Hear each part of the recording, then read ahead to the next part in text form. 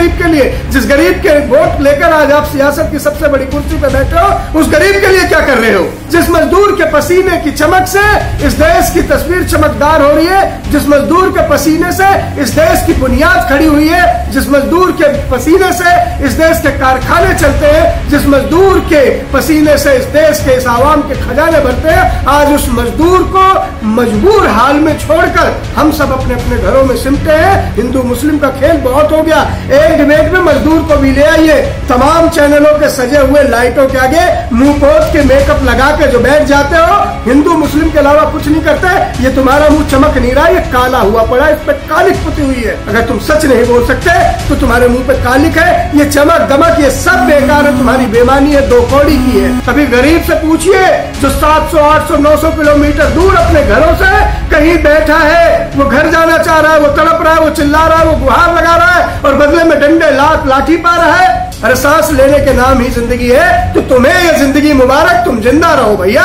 सच मत बोलो, मत बोलो, मत निकले तुम्हारे मुंह से सच। पता नहीं कौन सा ताज तुम्हारा छिन जाएगा, पता नहीं कौन सा महल तुम्हारा छिन जाएगा, पता नहीं तुम्हारे कौन से किले में ताला लग जाएगा, तुम्हारा कौन सा कारखाना बंद कर दिया जाएगा अगर तुम सच बोल दोगे। लाइव टीवी, सच सबसे आगे।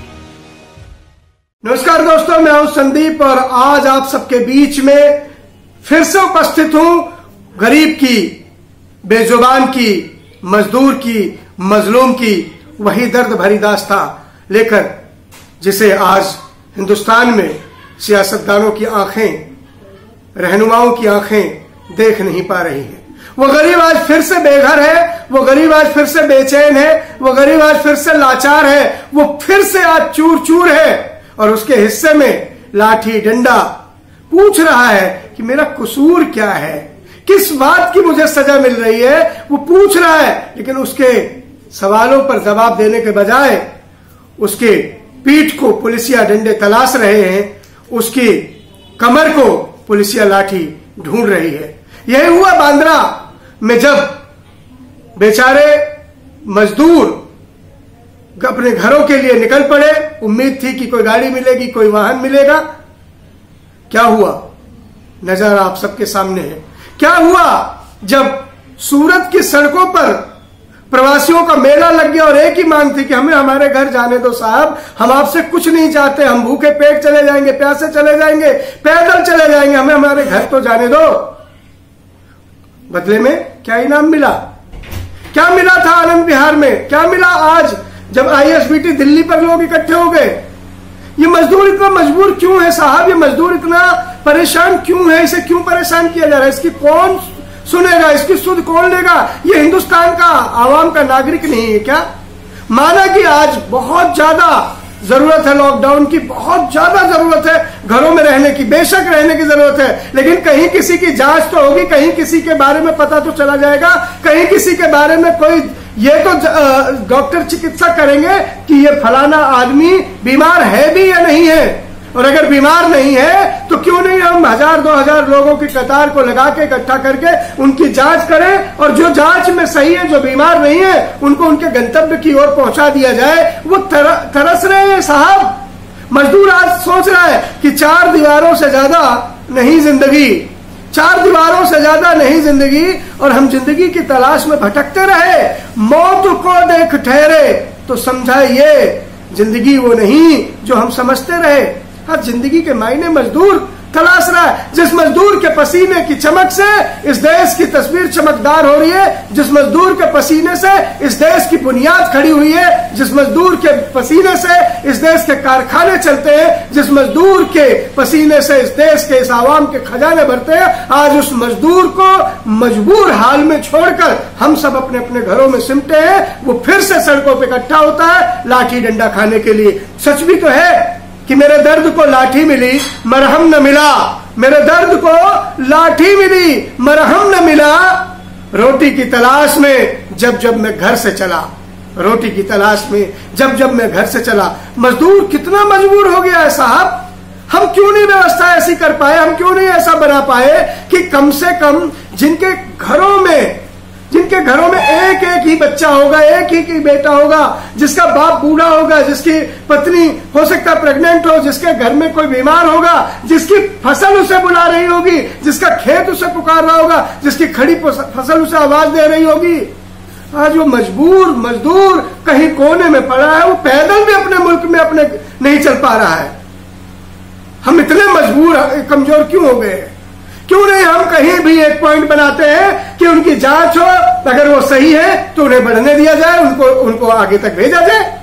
क्यों नहीं हम ऐसी व्यवस्थाएं कर पा रहे? क्यों नहीं मेरे एमपी पार्षद इस बात पर आगे आ रहे? वो अपने मुंह पे मास्क डाले, रुमाल का ढाटा बांधे, गमछे को लपेटे, अपने घरों में अपने आप को सेफ किए बैठे, वोट लेने गिड़गिड़ाने चले आओगे, भीख मांगने चले आओगे, फिर से कहोगे हमें जिता दो। किस बात पर जिता दे? आपको क्या किया आपने इस गरीब के लिए? जिस गरीब के वोट लेकर आज आप सियासत की सबसे बड़ी कुर्सी पर बैठे हो, उस गरीब के लिए क्या कर रहे हो? गरीब अपने घर जाने को भी तरस रहा है, तड़प रहा है, करा रहा है और कह रहा है कि कभी जूता कभी डंडा कभी लाठी तेरे हिस्से, कभी जूता कभी डंडा कभी लाठी तेरे हिस्से, खामोश हो गुर्बत बहुत सुन लिए तेरे किस्से। नफरत तो हमेशा रही है सियासत को गरीब से, पर इतनी नफरत गरीबी ने कभी देखी नहीं। आज जो आलम है, हम क्यों नहीं छोटे छोटे टुकड़ों में व्यवस्था बना पा रहे? हम क्यों नहीं ऐसी व्यवस्था बना पा रहे कि एक बस भर यात्री ही हो, 2 बस भर यात्री हो, उनकी जांच हो, स्क्रीनिंग हो, उनके बाकायदा प्रिकॉशंस हो, अगर वो सही हैं, उनके पास बीमारी नहीं हो, कोरोना ग्रस्त नहीं है, फिर क्यों कैद है? वो बीमार है तो जांच होने अस्पताल भेजा जाए, और बीमार नहीं है तो उन्हें घर पे जाने की व्यवस्था होनी ही चाहिए, ये फर्ज बनता ही है। कभी गरीब से पूछिए जो 700, 800, 900 किलोमीटर दूर अपने घरों से कहीं बैठा है, वो घर जाना चाह रहा है, वो तड़प रहा है, वो चिल्ला रहा है, वो गुहार लगा रहा है और बदले में डंडे लाठी पा रहा है। उसकी खेत में उसकी फसल सुरक्षित नहीं, घर के बाहर द्वार पर उसके माँ बाप सुरक्षित नहीं, उसे हर तरह से डर है, खौफ है, और उसकी तरफ कोई रहम का हाथ भी बढ़ाने वाला नहीं। अरे सांस लेने के नाम ही जिंदगी है, तो तुम्हें यह जिंदगी मुबारक, तुम जिंदा रहो भैया। सच मत बोलो, मत निकले तुम्हारे मुंह से सच। पता नहीं कौन सा ताज तुम्हारा छिन जाएगा, पता नहीं कौन सा महल तुम्हारा छिन जाएगा, पता नहीं तुम्हारे कौन से किले में ताला लग जाएगा, तुम्हारा कौन सा कारखाना बंद कर दिया जाएगा अगर तुम सच बोल दोगे। अरे सच बोलना गुनाह हो गया है क्या? किसी गरीब के दर्द के साथ उसकी आवाज के साथ आवाज मिलाना गुनाह हो गया है क्या? ये जुल्म हो गया है क्या? सब अंधे हो गए हैं क्या? किसी को नहीं दिखता कि गरीब आज परेशान है, गरीब के घर में उसकी आबरू लुट रही है, उसकी इज्जत लुट रही है, मुट्ठी भर अनाज के बदले में लुटेरे उसकी माँ बहनों की इज्जत लूटने पे आबादा है। कौन बोलेगा भैया? फिर से भगत सिंह को आना पड़ेगा, फिर से चंद्रशेखर को आना पड़ेगा, फिर से राजगुरु सुखदेव को जन्म लेना पड़ेगा, लाला लाजपत राय फिर आएंगे क्या? अरे संविधान बना के अम्बेडकर साहब चले गए, उस संविधान की पावर दो, उसमें कहीं गरीब के लिए भी कुछ लिखा होगा, उसे उसका हक दे दो। सोचिए साहब, सोचिए कभी उनके बारे में जिनके साथ ऐसे हालात गुजर रहे हैं कि 2-2 वक्त की रोटी के लिए, एक वक्त के निवाले के लिए भी तड़प रहे हैं, और उनके पति कहीं दूर बैठे हुए हैं, इंतजार में है कि वो भी घर आ जाए, कम से कम साथ मिलकर दुख तो बांट लेंगे।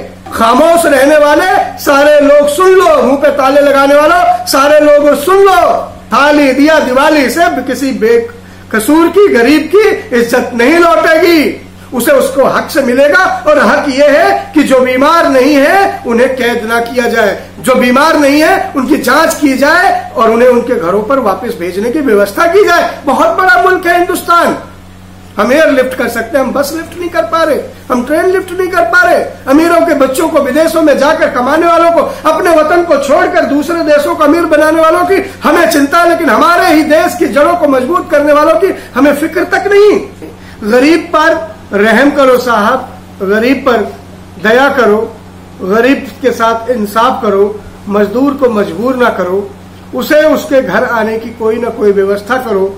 हजारों करोड़ रुपए दान में आ रहे हैं, हजारों करोड़ रुपए आपके खाते में जमा हो चुके हैं, हजारों लाखों लोग सेवा करने के लिए जुटे हैं, घरों से निकले हैं। नेता लोगों, आप भी घर से निकलो, गरीबों की सुध लो, इनका वोट की ही नजर से इनको मत देखो। ये आपके वोट की फसल ही नहीं है। आज मौका आया है, आज वक्त आया है, आज ये मदद मांग रहे हैं, आज ये गुहार कर रहे हैं, इनकी बात सुन लो, इन्हें इनके घर तक छोड़ दो। मैं अपील करता हूं कर्णधारों से, नेताओं से, विपक्ष से, पक्ष से, सरकार से, आम नागरिकों से, दानदाताओं से कि गरीब की सुध के लिए भी आवाज उठाएं, बुद्धिजीवियों से, कलमकारों से जो बड़े बड़े कॉलम लिखते हैं, एडिटोरियल के बहुत बड़े बड़े आर्टिकल लिखते हैं, बहुत ऊंचा ऊंचा मंचों पर बोलते हैं, बहुत बढ़िया बढ़िया डिबेट बोलते हैं। एक डिबेट में गरीब को भी ले आइए, हिंदू मुस्लिम का खेल बहुत हो गया, एक डिबेट में मजदूर को भी ले आइए। तमाम चैनलों के सजे हुए लाइटों के आगे मुंह पोत के मेकअप लगा के जो बैठ जाते हो, हिंदू मुस्लिम के अलावा कुछ नहीं करते, ये तुम्हारा मुंह चमक नहीं रहा, ये काला हुआ पड़ा, इस पे कालिक पुती हुई है। अगर तुम सच नहीं बोल सकते तो तुम्हारे मुंह पे कालिक है, ये चमक दमक ये सब बेकार है, तुम्हारी बेईमानी है, दो कौड़ी की है। चलते चलते एक बात कि मैं जा रहा हूं, मेरे बाद गरीबी तुमसे पूछेगी, मैं जा रहा हूं, मेरे बाद गरीबी तुमसे पूछेगी। कोई ऐसी भी मन की बात है जिससे भूख मिट जाए? कोई ऐसे भी मन की बात है जो भूख मिट जाए? मैं उम्मीद करता हूं आप सब मेरी बात को गौर से सुनेंगे, समझेंगे, मेरे दर्द को समझेंगे। ये सियासत का वक्त नहीं है, ये नफरत का वक्त नहीं है, ये ईंट गारे लगाकर हिंदू मुसलमान करने का वक्त नहीं है। लाइव टीवी, सच सबसे आगे।